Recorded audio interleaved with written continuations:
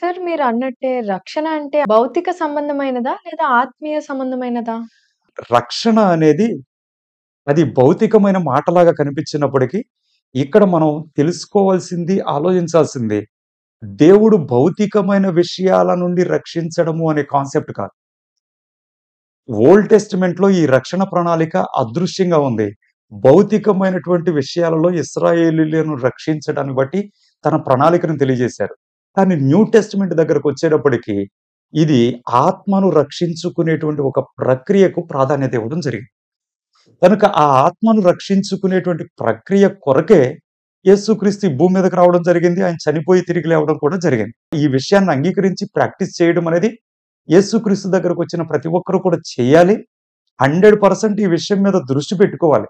ఈ విషయం మీద దృష్టి పెట్టలేదు అంటే ఏ విధమైన ఆశీర్వాదానికి అర్హులుగా మార్చబడడం అయితే కుదరదు. అసలు మనం రక్షణ పొందాలంటే ఏం చేయాలండి? రక్షణ పొందడానికి దీనికి మనం చేయాల్సింది మన ఫెయిత్. ఈ దేని మీద విశ్వాసం ఉంచాలి అంటే, మన కొరకు దేవుడు యేసుక్రీస్తుగా వచ్చి చనిపోయి తిరిగి లేచాడు అనే విషయం మీద విశ్వాసం ఉంచాలి.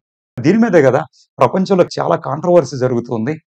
యేసుక్రీస్తు దేవుడు కాదు, ఆయన చేతగా చచ్చిపోయాడు. ఇవన్నీ కూడా ఎందుకు జరుగుతున్నాయి? అంటే వాళ్ళకి విషయం అనేది నమ్మడానికి ఇష్టం లేదు.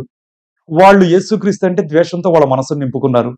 ఏదో వాళ్ళ దేవుడిని తక్కువగా చేసేస్తున్నామని వాళ్ళు ఫీల్ అయిపోతున్నారు. అందుకని చెప్పేసి వాళ్ళు విపరీతమైన ప్రచారాలు వైరల్ చేసేస్తున్నారు. ప్రజల మనసులోకి తీసుకెళ్ళిపోతున్నారు. కానీ మనం తెలుసుకోవాల్సింది ఇదే.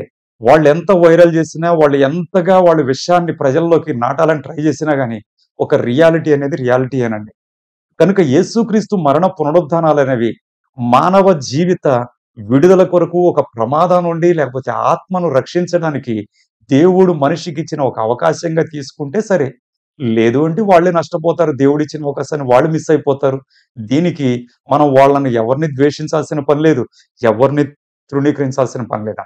అంటే వేరే మతాల్లో రక్షణ లేదంటారా సార్? వాళ్ళ కాన్సెప్ట్ ఉంటే, ఇదిగో ఈ కాన్సెప్ట్ ఇది ఉందని క్లారిటీగా చెప్పాలి గదా! ఇప్పుడు ఇక్కడ మనం క్లారిటీగా ఈ కాన్సెప్ట్ ఇది. ఈ విధంగా మీరు అంగీకరించాలి. దీనిలోకి మీరు రావాలి. మీ మనస్సును ఈ విధంగా విశ్వసిస్తేనే అనే విషయాన్ని క్లారిటీగా మనం చెప్తున్నాం గదా! అంటే సృష్టికర్త అయిన దేవుడు మానవాళికి అంతటికి ఇచ్చినది ఇదయ్యా అని మనం చెబుతున్నాం. లేదు లేదు మా దగ్గర ఒక కాన్సెప్ట్ ఉంది అంటున్నారు. ఓకే. దానికి మనం ఏం చేయలేం దాన్ని. కనుక వాళ్ళ కాన్సెప్ట్ వాళ్ళు మేము నమ్ముతాము, మేము దానిలోనే ఉంటాము అంటే దానికి మనం బలవంతం చేయలేం గదా! మనం జస్ట్ ఒక డీటెయిల్ ఇవ్వడం వరకే.